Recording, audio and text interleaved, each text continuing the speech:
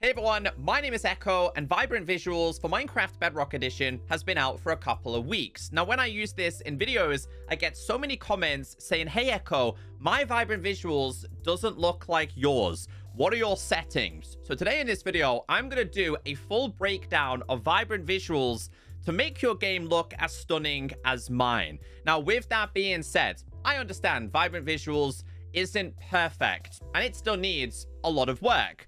Truth be told, I don't think it should have released when it did, and I would consider this to be stage 1. I do expect more updates to Vibrant Visuals in the future. With that being said, let's get into this. Now, as a disclaimer, I am playing on a PC. And of course, it is going to differ depending on what platform you're on. These are currently the specs and requirements when it comes to Vibrant Visuals. So for example, if you're playing on a PlayStation 5, of course, it's going to look better than a PlayStation 4. If you're playing on an Xbox One X, it's of course going to look better than an Xbox One. If you're playing on a high-end Android, it's going to be better than a low-end. Same for iOS, and of course, the same for PC. But truth be told, the settings that I had during that first clip of today's video were not maxed out. Let's address the elephant in the room. I'm getting a lot of comments saying, hey Echo, my device and my platform is good enough to run Vibrant Visuals. Why does it not work?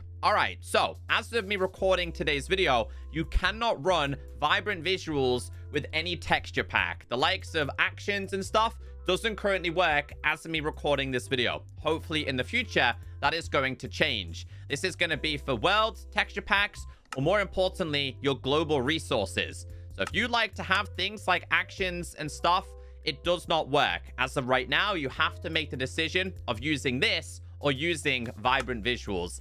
I know you're not happy. Hopefully that changes in the future, which it should. And for clarification regarding this, they put this in this article saying marketplace add-ons, skins, and persona items will work with Vibrant Visuals. However, worlds and texture packs are not compatible with the new mode at this time. Hopefully that changes. So with that out of the way, if you do have a global resource enabled, you need to remove it. We're going to deactivate this, and then we're going to enable a specific setting. There is a few bugs, and I will outline them throughout today's video. How do you turn this on? So in the current full release, this is going to change, by the way. Go into your settings and scroll down to video. In the latest beta and preview, they've moved it up here. I'll show you in a second. But if we scroll down, tap on graphics, we have simple, fancy, and Vibrant Visuals. Now, one more important thing here. They added a toggle, this, which means you're able to change it in game. Not entirely sure why they added it, but you have to turn this on in order to go into game and change these. I'm not quite sure why they did it. On PC, there used to be a quick toggle via a specific keybind. They removed it. So make sure this is turned on if you would like to change your settings in game and you don't have to back out all of the time. All right, so we're going to turn this on. We're going to back out real quick, and you'll see how the main screen has also changed. It's kind of a little bit darker. This has and does indicate that the shaders have been applied. But again, there is a few issues. Vibrant Visuals cannot be enabled while in a world after restarting the game until the allow in-game graphics mode switching toggle is disabled and re-enabled. Again, Vibrant Visuals did get introduced with a few issues. This is the latest beta and preview, and you'll notice in the very near future, hopefully by the time some of you are watching this video, if we go to video, they did bring the graphics mode to the top. It used to be towards the bottom. This is just a good quality of life change. This is the current main version. Again, it's not been applied just yet. So let's start with brightness. There's a lot of misconceptions in regards to this. Now, this is going to differ depending on your monitor and platform. I have it right here on purpose, but being totally honest with you, it's best to have it around about here. The not visible and barely visible and easily visible, just ignore these creeper faces for now. Now, again, this is all down to player discretion and how you like to play. I feel the higher you have this, it kind of starts to be a little bit oversaturated, kind of takes out the color a little bit. The best way to test this is to do /time set and do noon, because of course it's at its highest peak, right? Now, this does make things very, very bright. the best way to test is at the highest peak, midday, or / time set, and do midnight. Now, I find midnight a little bit tricky sometimes. As of right now, of course, we do have plenty of lights around, so the place is lit up. But if you go in the wilds, it can be incredibly dark. Now, I want to share with you a message from a Vibrant Visuals texture pack maker in regards to what this setting actually does. So this is Alexis, a very talented texture pack creator. They created Prisma Visuals. If you're not familiar with this, let me show you how many downloads this actually has. So as of right now, this texture pack in the community has over 3 million downloads. It is a very popular pack. As of right now, it's only compatible on devices that can download third-party texture packs and add-ons.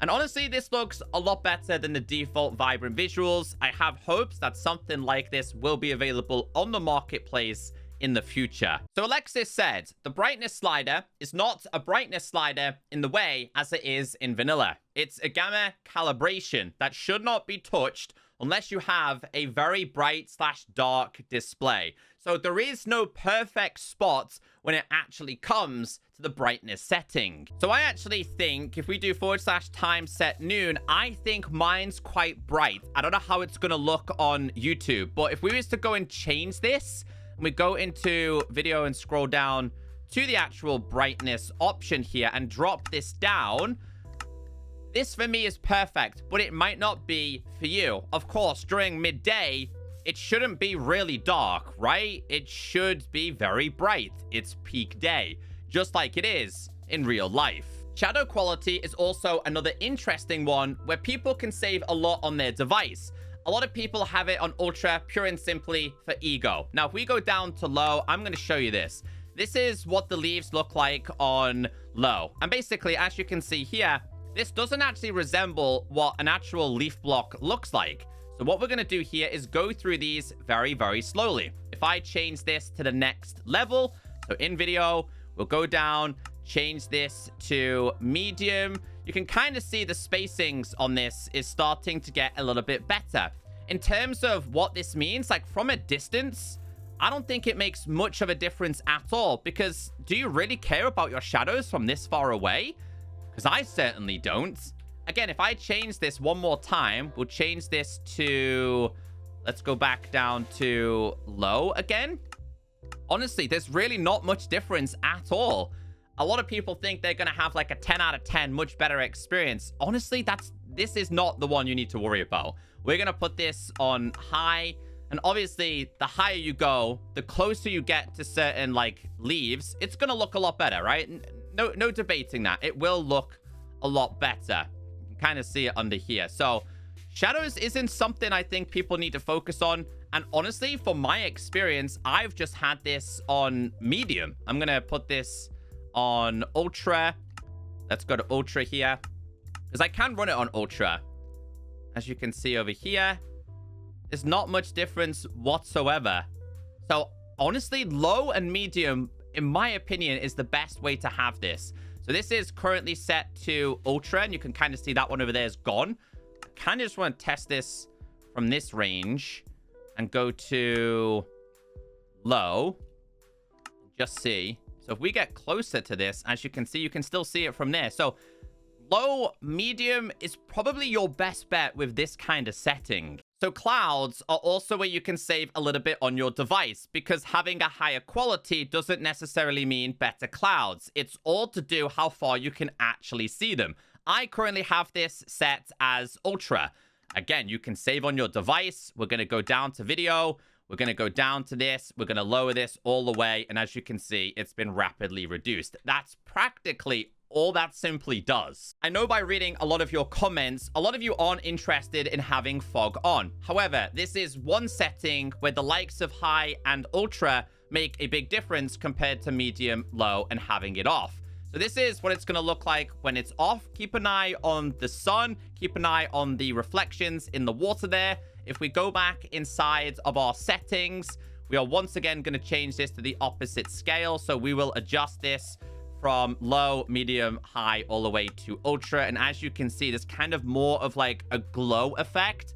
Some of the best biomes to check this out in would be a dark oak forest or things like a jungle, which we will go and explore in today's video. But I actually took a few screenshots to kind of cycle through all of these. So this is currently with it off. This is going to be low. This is going to be medium. This is going to be high. And this is going to be ultra. Now, there isn't too much of a difference when it comes to ultra and high. So again, you could probably save on this, to be honest with you. And to be fair, not too much of a difference when it comes to medium. I feel like low to high, there's a difference, but not significantly. But let's try this in a different location. We will also try this in a pale garden. I currently have this set to ultra. This is an absolutely stunning biome, by the way. So we're going to go to our settings. We're going to go to video, and I'm going to drop this to...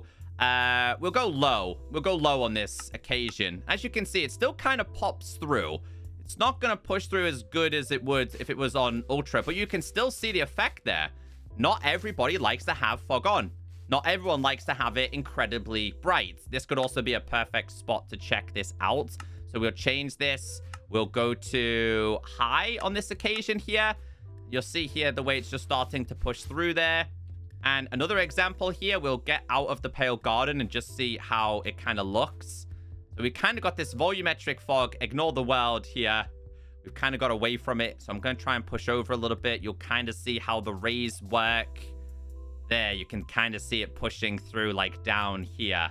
So that's simply all that does. And again, not everybody wants to have this setting on. So if you wanted to, you could lower this down. But I personally think this is something that I would consider best to be on ultra. Reflections are also something a lot of people don't understand. A lot of people think, okay, if I have my settings on ultra, my water is going to look so much better compared to the likes of low. Now, the reflections will look good if it's against a building, against foliage, the likes of jungle, because as you can see in the water, the reflections do look pretty cool. Now, I currently have this set as ultra. And I purposely put this up here because we are going to keep an eye on the reflections on these trees right here. So if I was to go ahead and change my settings here, and we put this on, what we'll do is we'll put this on off, for example, the water still looks absolutely beautiful. But you'll notice that the likes of the reflections from the trees, that's what's gone. That's all that changes. So if you have it on low, you'll see a little bit, medium, a little bit more, high, more, ultra, you'll see it at the best, right? You'll see all the reflections. Kind of see over there, there's no reflections on this. And that's what everyone was getting confused with this. Now, I've tested this from day one, okay? So I understand people want to have it at max mainly because of their egos. You don't need it. You really do not need it whatsoever. So if I put this on low, not much of a difference there in terms of reflections. Might see some subtle differences, but honestly, I really don't notice a difference. So if you're going to have it on low, you might as well have it off and save your device from overheating. Let's go to video. We should notice a difference when we put this on medium. You can see the reflections, but what you can't see here is this tower I built. So again, the higher you go in terms of quality, it just means you're going to see more of the reflections. So what we'll do is we'll increase this again. And I don't think there's much difference between medium and high, honestly, at all. In fact, I think medium looks better. And if I remember correctly, I think Prowl actually said they're currently flipped. Medium is actually high and high is actually medium. But you can see it over there. As you can see, quality looks a little bit better in terms of distance and reflections. And that's about it. But obviously, I had this at ultra when I first showed you. So we'll do this one more time.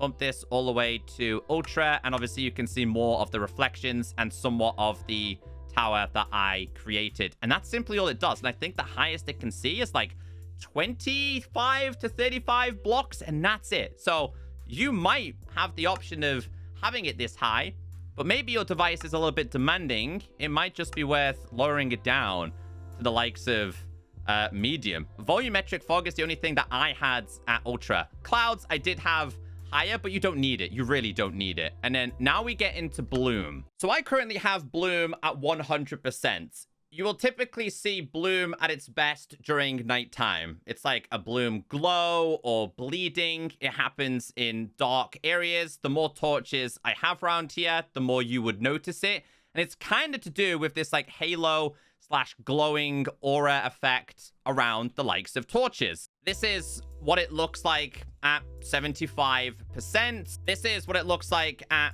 50%. And this is what it looks like at 10%. You're probably worth having it off rather than this low. Also seems to be some kind of aura around the moon as well, and we'll keep an eye on that for just a second. I want to show you guys in like a dark area because you can also see this in action in your hands. I'm just going to cycle through these just while we are currently checking this out at 100%. Again, this is kind of something you would see a lot more during nighttime. How cool would these be with actions and stuff, the way you hold it?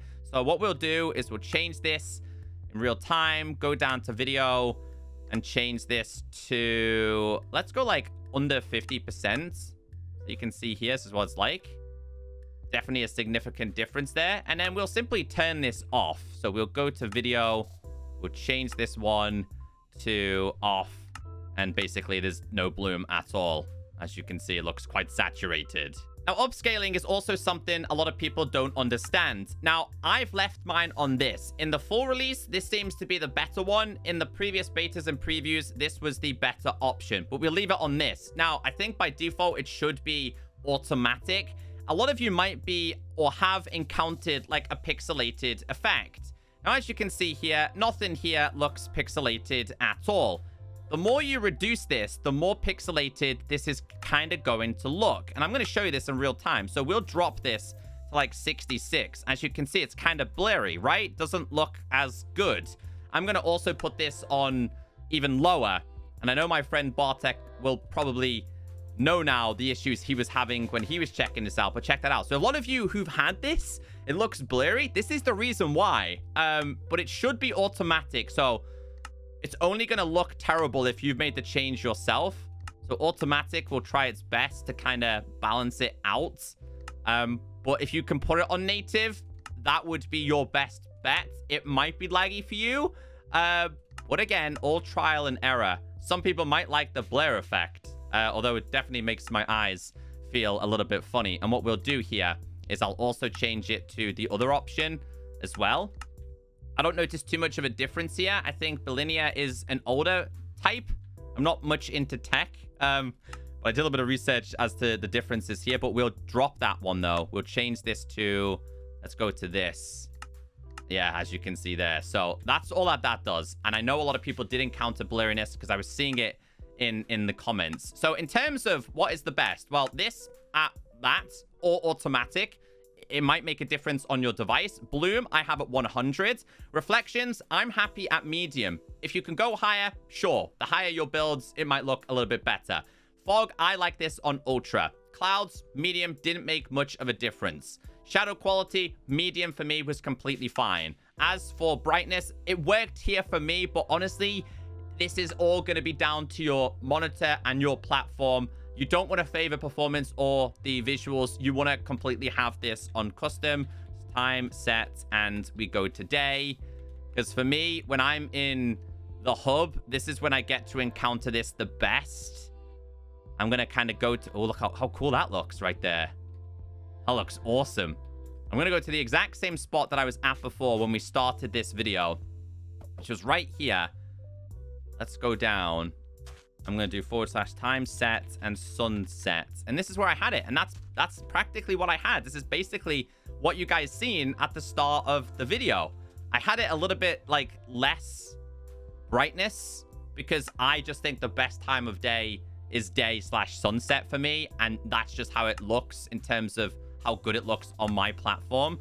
So having it a little bit further for me, just I like it a little bit darker, you know? I like the greens to pop, the reds to pop. So I hope today's video has helped you out and just explains a little bit more behind Vibrant Visuals. I still think there's a lot of gray areas, a lot of misunderstanding of how certain things work. You don't have to set everything to ultra to have a really good experience. And that's a problem a lot of people don't actually understand. Any more questions or any corrections? Because again, guys, I'm not the most techie person. Feel free to leave it in the comment section. You might have the perfect settings on a specific platform. And if you do, feel free to share it in the comment section with other people because they will appreciate it.